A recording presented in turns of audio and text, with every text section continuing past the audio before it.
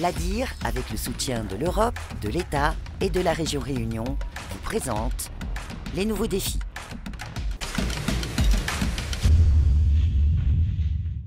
Pour la population réunionnaise, l'octroi de mer serait responsable de la vie chère. C'est le résultat d'une enquête d'opinion qui a été menée par la SAGIS auprès d'un échantillon de la population réunionnaise. Alors c'est une taxe qui serait mal connue, mal perçue, évidemment. On voit tout de suite le contenu de cette enquête et on en discute ensemble après avec Michel Guijoux. Un sujet compliqué dont on a entendu parler, sur lequel on manque d'informations précises, mais pour la majorité des Réunionnais, pas de doute, l'octroi de mer serait responsable de la vie chère à La Réunion. C'est ce qui ressort de l'enquête d'opinion réalisée par la SAGIS en octobre 2023. En gros, on a choisi quelques produits en disant à votre avis, est-ce que ces produits-là sont plus chers à La Réunion à cause de l'octroi de mer, oui ou non? Et si vous me dites oui, c'est plus cher, est-ce que vous pouvez me dire à votre avis de combien c'est plus cher à cause de l'octroi de mer? Et deuxième question, où va l'argent? Et voilà, et on a constaté les résultats et on a vu que la connaissance au sujet de cette taxe était encore perfectible. L'enquête s'est focalisée sur 4 produits essentiels, le pain, le lait, la viande et le riz, à travers la question suivante. Est-ce que vous pensez qu'on paye de l'octroi de mer sur le riz? Oui. Également. Le riz peut-être oui, parce qu'il est importé. Oui, je pense un peu n'importe quel produit qui vient d'Asie ou d'Amérique, tout ce qu'on importe et tout. Je pense que dès ce moment-là, on a des taxes. Pourtant, il y a 0 octroi de mer sur le riz, et c'est le cas aussi pour 49 produits de consommation courante. Un tiers des 153 produits du BQP, le bouclier qualité-prix, en sont exonérés. Les personnes interrogées qui estiment qu'à leur avis, le riz est plus cher à cause de l'octroi de mer pensent qu'il est plus cher de l'ordre de 24%. Alors qu'en l'occurrence, en plus de ça, le riz est moins cher à La Réunion qu'au national. Donc on a entre la moitié et les 2 tiers presque de la population qui pensent que l'octroi de mer s'applique notamment à des produits qui sont des produits très courants, que tout le monde achète et qui sont en fait exonérés. Autre question posée, à qui va l'argent de l'octroi de mer payé par les Réunionnais? Et là aussi, ce n'est pas clair. On a 4 personnes sur 10, et c'est la première réponse donnée, qui nous disent ça repart à l'État.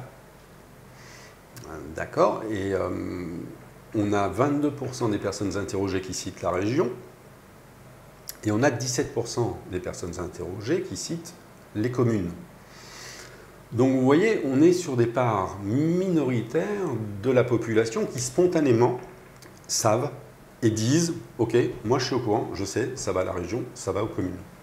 Il y a probablement encore un gros effort de pédagogie à faire, de communication, de clarté de communication à faire pour que les gens sachent sur quoi il y a de l'octroi de mer et sur quoi il n'y en a pas, parce qu'ils ne peuvent pas l'inventer. On ne peut pas reprocher aux gens de ne pas savoir quelque chose qu'on n'explique pas de manière claire et permanente. Vous voyez ce que je veux dire? Quand vous allez faire vos courses, vous ne voyez pas sur quel produit il y a de l'octroi de mer, sur quel produit il n'y en a pas. Donc, il me semble que ce qu'on collecte est finalement aussi le résultat d'un système de communication vers la population qui est peut-être, lui également, perfectible. L'enquête révèle que l'octroi de mer est sujet à de nombreuses idées reçues. Elle reste une taxe peu populaire, même si elle génère des budgets affectés aux investissements des régions et des communes. Alors on vient de l'entendre, l'octroi de mer est sujet à de nombreuses idées reçues. Comment réagir à ça? Comment soigner ça, entre guillemets? Moi je pense qu'il y a un défaut de communication de la part d'ADIR et de la part de la région notamment, parce que ce sont les deux et des communes, ce sont les 3 premières concernées, et une insuffisance globale de pédagogie. C'est ce qui a conduit la population à croire que l'octroi de mer était la cause principale de vie chère, et le gouvernement s'en est emparé par la suite, pour l'ensemble des DOM du reste. Je rappelle juste ce que c'est. L'octroi de mer, c'est un certain nombre de taux pratiqués sur les produits qui sont importés à La Réunion, et le taux devient plus important pour certaines catégories de produits pour protéger les produits qui sont produits localement. Je mettrai une petite parenthèse. L'octroi de mer, c'est un taux qui est calculé sur la base du prix de revient du produit.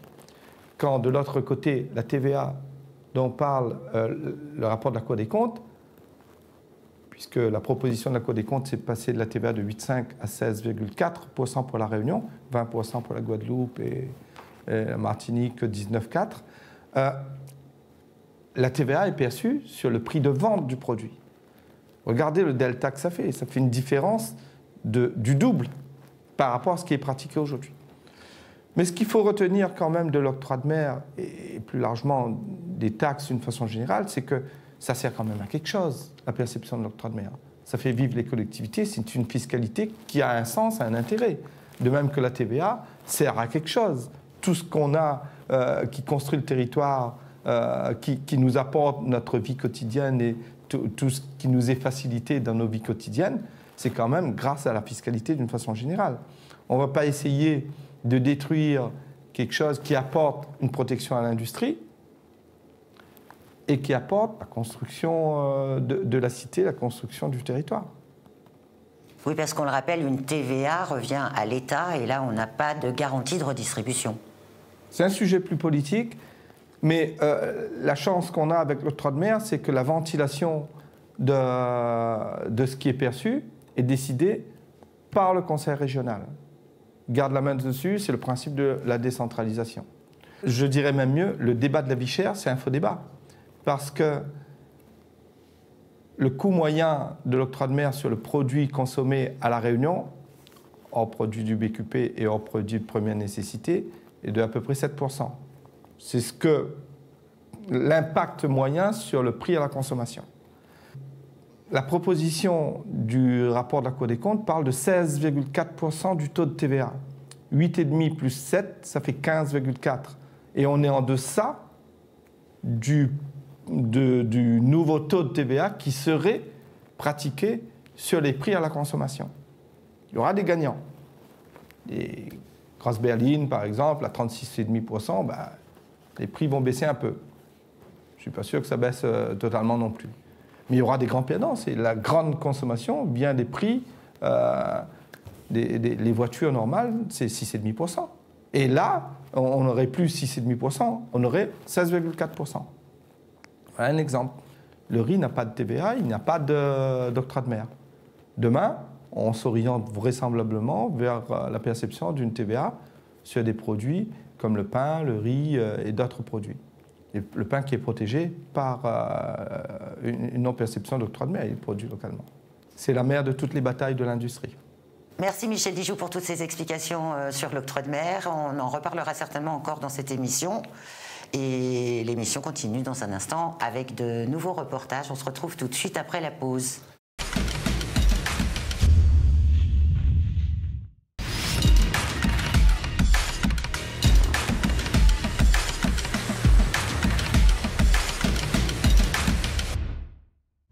L'ADIR, avec le soutien de l'Europe, de l'État et de la région Réunion, vous a présenté les nouveaux défis.